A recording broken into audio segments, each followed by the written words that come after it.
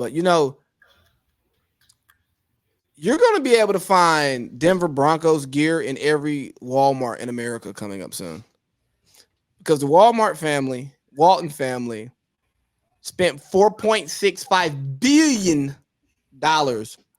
on purchasing the Denver Broncos. And a funny story about this is back in the bowling days when John Elway was playing, he was offered stakes of the team as a player, and he turned it down. And had he took those stakes, he would have made $900 million on the sale. Now, he's filthy rich, and he's fine, but he'd be a billionaire instead of a multi-hundred millionaire.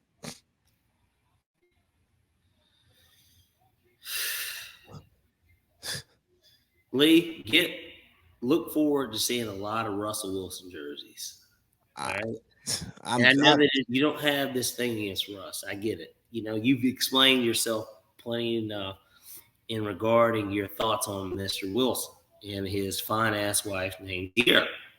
Hey, speaking of which, can we talk about her posting these little ass-shaking videos all over Instagram recently? Like, is Russ lacking in the field? Is she not getting attention? No, absolutely not. Absolutely not. And this is why.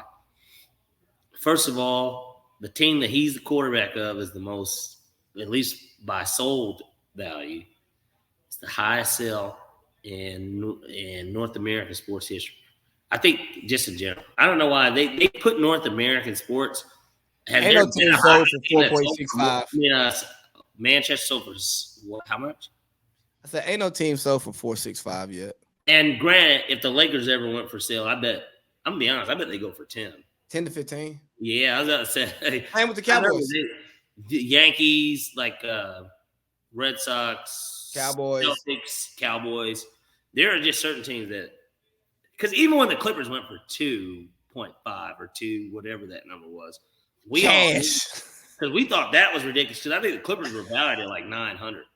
Bruh, that nigga spent 2.5 cash. And don't let Elon or Jeff. They're not getting it. They're not going to get in the NFL. Shit, I bet that the fucking Commanders go for sale, and I bet money if Jeff Bezos owns the Washington Post, I don't know why he wouldn't put. Because the NFL owners get to pick who they let in. It's not about highest bidder. You don't want an uber rich guy to own a team. Because even though Kroenke's the richest, right? Kroenke's the richest guy. Because Kroenke owns the Avalanche, who are in the Stanley Cup. He owns the Denver Nuggets, Jokic, Super Bowl champion, Rams.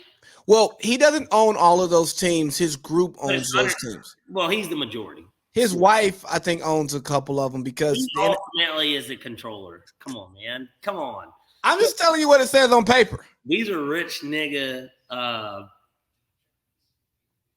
dealings, the way that they do this stuff. Yeah, it's like having offshore money instead of paying taxes. Whatever it is, he's in the clear. He owns the team. He makes the decisions. And so I guess what I'm saying is that he's the richest nigga, right? He owned, I just named 3 sports teams under his group. Jeff, let's keep it 100. Jeff could go out there and he'd be like, all right, so I want every team on the East Coast. And he could legitimately do it if he wanted. Now, he can't because they would never let somebody own multiple teams. But, like, Jeff legitimately could say, I want the DMV. I want the Wizards. I want the Capitals. I want the Ravens. I want the Orioles. I want the Nationals. He could honestly do it if he wanted. And you know what he could also do to get leverage to do it? I'll cut off Amazon delivery to your area. Like Amazon delivery, or he could even sweeten the pot for the owners. He'd be like, how do you guys I mean, I don't know if they use Amazon or not, but like, what's the logistics like for the NFL? I know FedEx at one point was one of them because they had that for like Arthur Smith's dad. Yeah, I was gonna say Arthur Smith. He's a fucking coach.